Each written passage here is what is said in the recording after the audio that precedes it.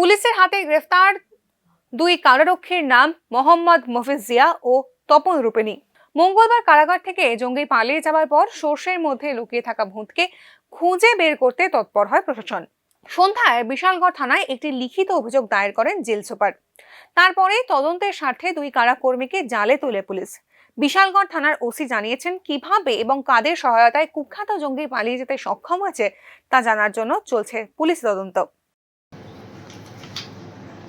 আমাদের এখানে গতকালকে একটা কেস ফেয়ারে রেজিস্ট্রেশন হয়েছে। আমাদের কেএসটি কেন্দ্রীয় সংশোধনাগার থেকে একজন লাইফ কনভিক্ট এসকেপ করেছে। তো ওর এই কেসের ইনভেস্টিগেশনে আমরা দুজনকে আমরা অ্যারেস্ট করেছি এবং ইনভেস্টিগেশন আমাদের চলছে এটা ট্রেস করার জন্য। স্যার কী নাম তাদের? একজনের নাম মফিজ মিয়া, মোহাম্মদ মফিজ মিয়া, আর একজনের নাম হচ্ছে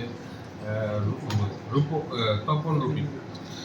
কি করতো তারা জেল কর্মী, ওয়ার্ডার, কেন্দ্রীয় সংশোধনাগারের কর্মী। স্যার যে আসামিটা পালিয়ে গিয়েছে তার কি নাম স্যার? স্বর্ণ কুমার থেকে। তাকে খোঁজার জন্য কি কোনোখানে তল্লাশি চালানো হয়েছে? সমগ্র প্রসিডিউর করা হচ্ছে, তাকে তল্লাশি করার জন্য যা যা করণীয় সব কিছুই করা হচ্ছে। স্যার জেল থেকে কীভাবে পালিয়ে গিয়েছে এমন কোনো তথ্য কি আপনারা? প্রক্রিয়াটাই আমরা ইনভেস্টিগেশন করে দেখছি। ইনভেস্টিগেশন করার জন্যই তো আমরা তাদেরকে অ্যারেস্ট করেছি এবং যাবতীয় যা ইনভেস্টিগেশনের ফর্মালিটি আছে সব কিছু করা হবে। ধৃত দুই কারাকর্মীকে বুধবার আদালতে তোলে পুলিশ। তদন্তের সাথে পুলিশি হেফাজতের জন্য আদালতে আবেদন করে পুলিশ।